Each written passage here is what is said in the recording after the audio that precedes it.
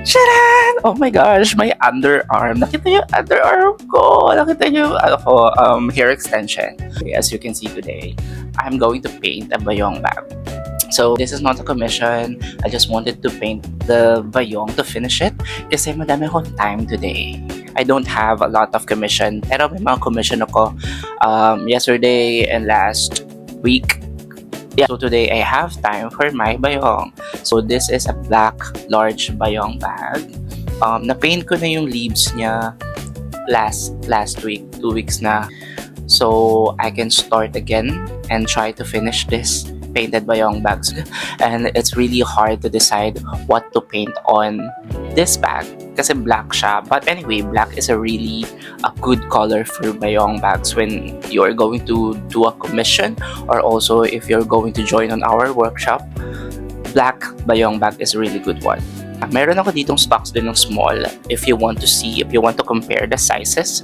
So this is the small and the black is the large. So this is also a orchid. I painted this last year pa, November. So, naka-stock lang siya here sa house. But actually, it's a good thing na mayroon akong stock kasi sometimes during art workshop, nagdadala talaga ako ng mga painted bayong bags na. So, I can show to my students the actual painted bayong bags. Kasi there's a lot of question natatanggal ba yung paint agad? Maganda ba pag natuyo yung paint or after a month ba maganda pa rin yung bayong, maganda pa rin yung paint. And as you can see here, this is painted last November last year. So maganda pa rin siya. Like me. Charis! So yeah, today I'm gonna try to finish this bayong bag. So I'm gonna show you some steps lang din kasi nasa 30% na siguro ako para matapos tong bayong bag na to. So, konti na lang yung masashow ko or you can join our upcoming workshop bayong painting and also shoe painting. So, let's dive. Let's paint this bayong bag in 3, 2, 1, choo, choo. Charis, pangit nun. Let's paint this bag. Come and join me. Come and join me to paint this bayong bag. So, I'm done with the first layer ng bayong na to. So, what I'm gonna do now is to do the second layer. But, I don't want to finish the flowers pa eh. Kasi as you can see, meron pa tayo dito. Ano man tawag doon? Parang sanga na pinagtutubuan ng orchids. So, we were going to do that also. But for now, since tamad pa akong mag-create ng brown for the branch and green, I'll just do some yellow here. Maglalagay ako ng mga yellow pa. Meron din kasi as you can see pag malapitan to. Merong mga areas na hindi ganun kakapal yung paint. So makikita mo pa rin talaga yung bayong. But still, may acrylic siya pero makikita mo pa rin yung textured bayong. And it's really fine kasi ayoko din naman na magmukha siyang realistic yung mga painting ko sa bayong. I wanted to look like na pag nakita ng tao, it's painted agad. It's not paint, it's painted. So it's a really good It's a really good conversation starter for you guys if you own a bayong bag. So, just watch me. Really suggest na hindi basa yung brush kasi sa shoes, okay lang na medyo basa yung brush. Pero when it comes to bayong, hindi siya fabric so hindi nasisipsip ng bayong yung water. So, it might ruin the texture. I'm using acrylic on this one. This brand Montmont. Yeah, ayun yung ginagamit ko. That's a really nice texture for me. It depends kasi yan kung anong trip ng artist na brand kung ano yung reference nyo. Kasi ako gusto ko yung medyo hindi siya ganun ka-thick, pero hindi siya ganun kalabnaw. What a good thing about this brand is, habang tumatagal yung pintura, nagtitick siya. Kasi syempre, natutuyo siya, pero ang process niya para ma-dry is nagtitick. So, it's kind of good thing for me. Gusto ko yun. Gusto ko yung ganun way niya ng pag-try. So, for the branch, I'll be using brown. Siguro brown. Yeah, kasi ano siya, twigs. So, usually brown siya with green. Kasi lalagyan ko din siya ng mga moss. Like a wild orchid na nasa forest yung gusto ko flex. So, I'm not going to use brown color. Instead, I'm gonna be mixing orange and green to make brown. Look, I think sinasabi ko kanina yung consistency ng pagka-thickness niya. Ang ganda na. Pero pag bagong lagay lang, medyo malabnaw siya. But it's fine. Look, I'm creating a brown color. As you can see. Easy brown, color mixing, grade 3. Pag hindi ka marunong mag-color mixing, hindi ka ng grade 3. Mag-add din ako ng konting light. Kasi I wanted na medyo light yung ibang parts, of course. malaki na itutulong ng light, ng shadows, ito sa ating mga painting. For the branch, wala naman tayong masyadong kailangan na detail. Since branch naman siya, wala tayong kailangan ganung patunayan. Kasi wala namang itsura ang mga branch. It's just a twig color brown with some black on it. Diba? Hindi siya kagaya ng flowers na mayroon talagang tayong sinusundan na itsura. Unlike sa twigs na, no need for anything. Just color brown. Add more brown. Later on, I'll add some details din siguro sa twigs para maganda naman siya. Kasi alam mo yun, nag-create ka ng detailed flowers, nag-create ka ng detailed leaves.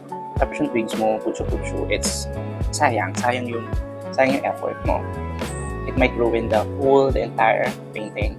So see, meron na siyang brown, pero I'll add more details later. Actually, hanggang baba siya, so I need to finish it right away. Right away? Ilang years ba ako nag-finish? 5. Kasi pandemic 2020. 2021? Kailan ba na pandemic? Hindi alam. Yeah, parang 2020, 2021. So, almost 6 years. But I teach arts for 2 years na. 3 years. Bayong painting and also shoe painting. As you can see naman sa mga posts ko, di ba?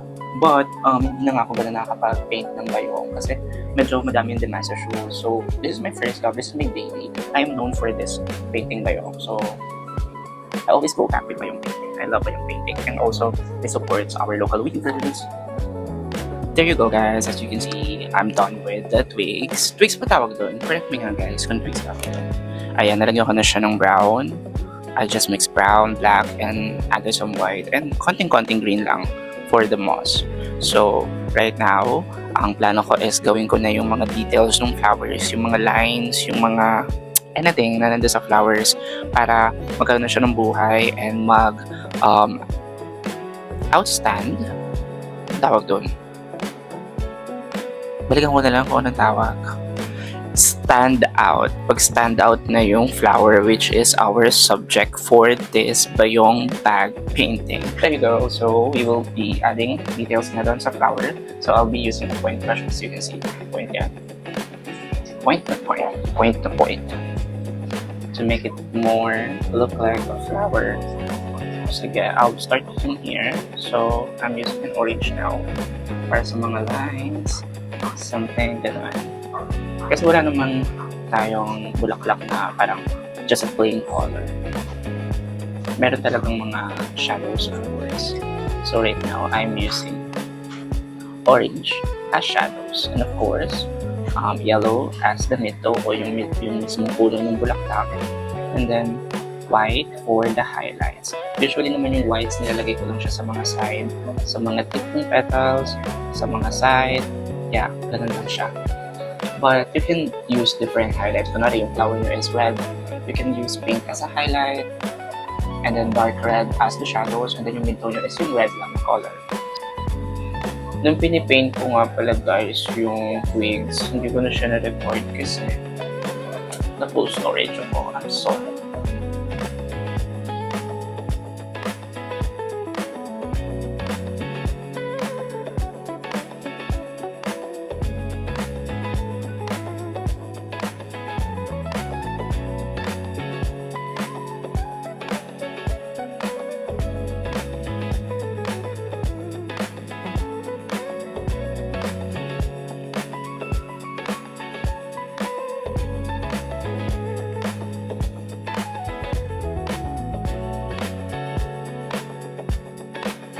So now, I added some detail doon sa petals ng flower.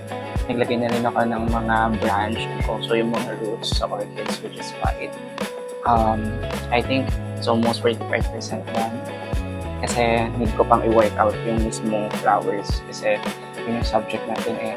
And I wanted it to look like more detailed kasi parang hindi siya ma-overpower ng leaves. Kasi yung leaves natin, as you can see, detailed siya. It has mga white spot. I'll add green pa here na leaves in this one. Skip ko sila. So yeah, hopefully matapos natin today. Let's go!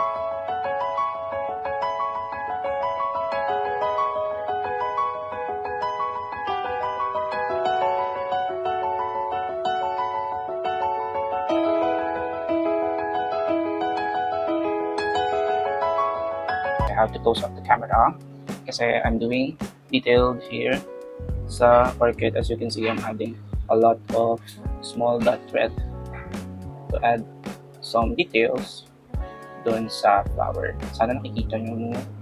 But yeah, makikita nyo siya pag tapos na siya. Yeah, so sobrang liliit ng mga dot. Habang ginagawa to, you need the control sa hands mo, dun sa amount ng paint sa brush na ilalagay mo para hindi siya malaki. Kasi we just wanted na super small dot, red dot. Yeah, so you can see meron na siyang mga dots, the red, na nag-add ng detail doon sa orchid. As you can see, medyo maganda-ganda na tingnan yung bayong, yung painted bayong. Pero actually, pag nilapitan nyo siya, madami pa rin flaws. But it's fine. Okay lang na hindi ganun siya kalinis pa.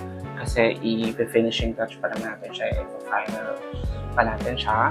And then, I'll add more details kung anong magustuhan kong details dito sa pinipaint natin ng flower like this. Yung in-add ko kaninang dalawang petals na green, I will add white na doon sa leaves na yon para uniform siya sa ibang leaves. Actually, hindi siya yung mga white spot niya.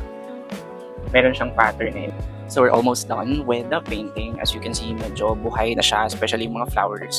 But what I'm going to do now is to clean yung mga gilid ng painting, especially yung mga lumampas na acrylic doon sa background. What a good thing is we are using a black bayong. Kaya sabi ko kanina, it's a really good choice when you will join our workshops sa bayong painting is to choose a black bayong kasi we do not have eraser for the painting. What can we do is just to cover the painting with acrylic paints or gesso. But right now, we will be using a black acrylic para ma-fine natin yung mga edges ng painting. And you will see na hindi siya magiging prob kasi sumasama lang siya dun sa background yung black acrylic. Kaya pwede natin siyang linisin. Yung mga pangit na edges, mag-smoothen siya and mas magiging fine yung painting. So yeah, I'll do it quick lang guys and then I'll be back.